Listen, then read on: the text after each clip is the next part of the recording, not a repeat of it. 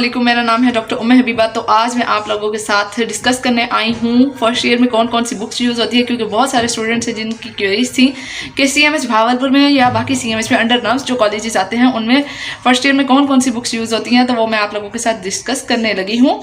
पहले मैं आप लोगों को बताऊंगी कि जो रिकमेंडेड बुक्स हैं नर्म्स की वो कौन कौन सी हैं, और उसके अलावा कॉलेज में फर्दर मतलब ऐड ऑन कौन कौन सी बुक्स यूज़ की जाती हैं वो मैं उसके बारे में आप लोगों को बताऊंगी। तो आइए चलते हैं वीडियो की जानिब।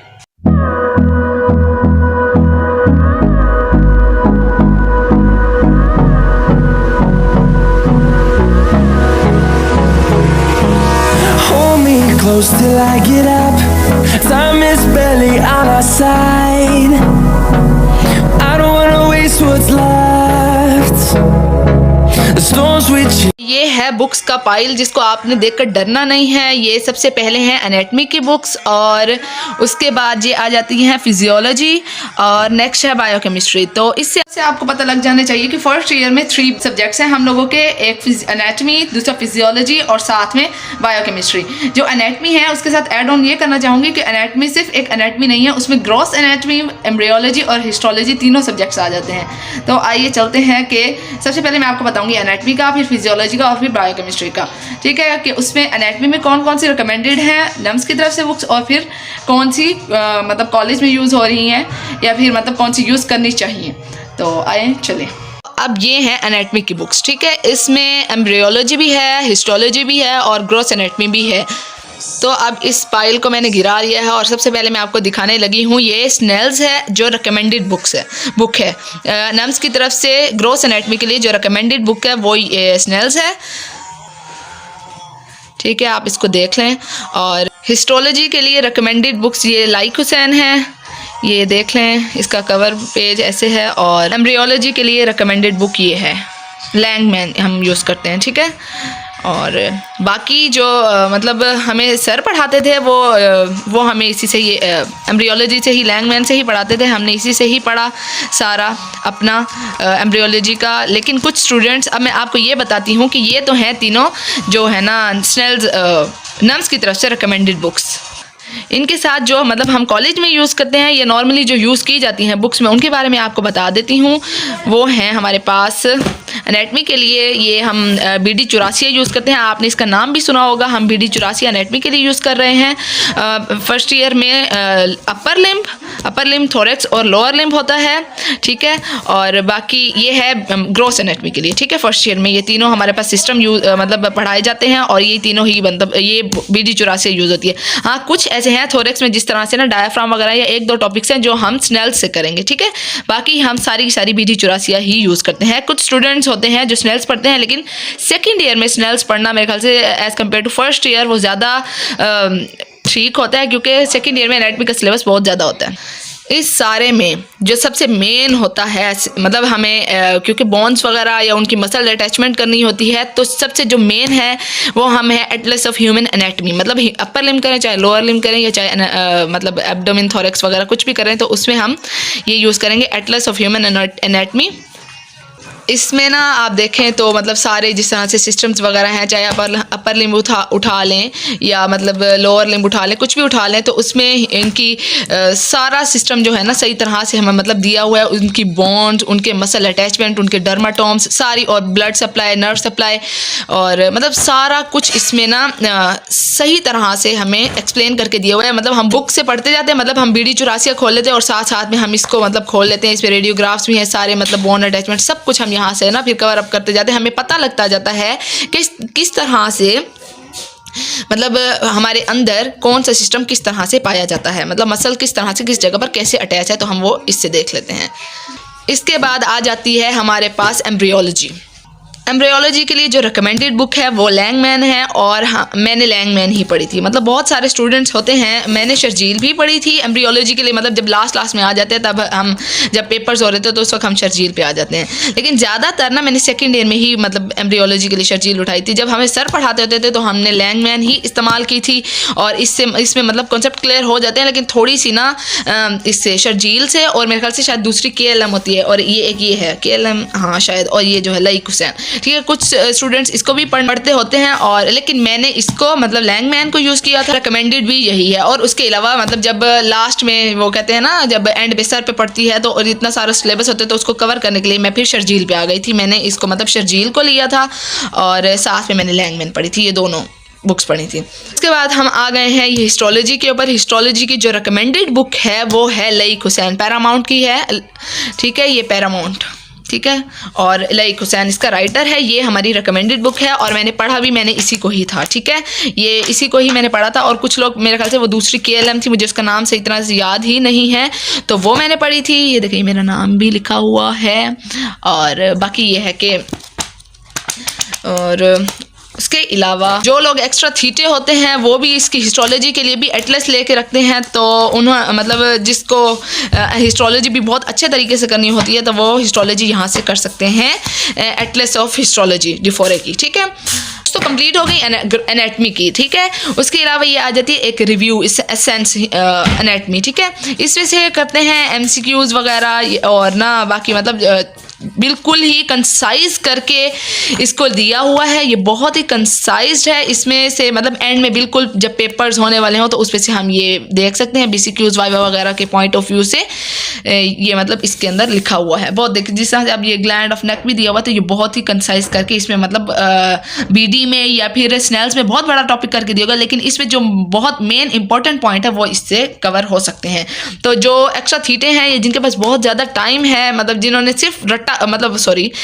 सिर्फ पढ़ना है, तो वो फिर इसको एसेंस को भी एंड में देख सकते हैं। और बाकी एनाटमी के हवाले से ये है कि हम पास्ट पेपर्स यूज़ करेंगे और इसमें UHS के भी यूज़ करते हैं और साथ में नम्स के भी यूज़ करते हैं। लेकिन UHS काफ़ी टाइम से बनी हुई है, तो UHS के पास्ट पेपर्स काफ़ी ज़्यादा हैं, तो UHS के भी पास्ट पेपर्स देखते हैं और बाकी नम्स के भी पास्ट पेपर्स देख लेते हैं। और मतलब जो नहीं पढ़ सकते, जो मतलब एंड में पढ़ने वाले बहुत सारे स्टूडेंट्स होते हैं जो एंड में पढ़ते हैं, फर्स्ट ईयर तो फिर भी मतलब जो साथ के साथ पढ़ते हैं कि टेंशन होती है, लेकिन जो वो है ना कुछ होते हैं एक्स्ट्रा थीटे या फिर कह लें कि जो थोड़े से लापरवाह या मेरे जैसे लोग होते हैं जो कहते हैं हाँ बस हमने एंड में कर लेना है, हमारे पास जिनको बहुत सारा साल पढ़ने की आदत नहीं होती वो एंड में पढ़ते हैं, तो फिर वहाँ से पास्ट पेपर्स वगैरह कर लेने चाहिए। लेकिन जिन लोगों ने डिस्टिंक्शन लेनी होती है वो मेरे ख्याल से सारा साल पास्ट पेपर्स भी करें और साथ में मतलब बुक्स वगैरह को भी अच्छे तरीके से पढ़ें और MCQs वगैरह की प्रैक्टिस अच्छे से कर लें।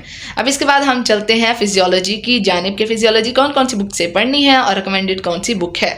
आ गई है फिजियोलॉजी, ठीक है। जो रिकमेंडेड बुक है वो हमारे पास है गाइटन, ठीक है, Guyton and hall text book of medical physiology, ठीक है। ये हमारे पास है रिकमेंडेड बुक नम्स की तरफ से, जो हमने पढ़नी है। सारे जो नम्स के जो सारे मेडिकल कॉलेजेस हैं वो ये पढ़ते हैं गाइटन एंड हॉल, ठीक है। और UHS में भी यही पढ़ी जाती है। और जब आ जाती है सर के ऊपर तलवार लटकती हुई प्रॉफ की, तो सारे आ जाते हैं ये फिरदौस पे और इसमें से सारा कुछ पढ़ते हैं, ठीक है। अब इसका मैं आपको बता देती हूँ, मैंने सारा साल गाइटन एंड हॉल ही पढ़ी है, ठीक है, क्योंकि गाइटन में ना ज़रा सही तरह से ब्रीफ एक्सप्लेन करके लिखा हुआ है, तो मुझे गाइटन बहुत अच्छी लगती थी और मैंने गाइटन को ही सारा साल पढ़ा था, ठीक है।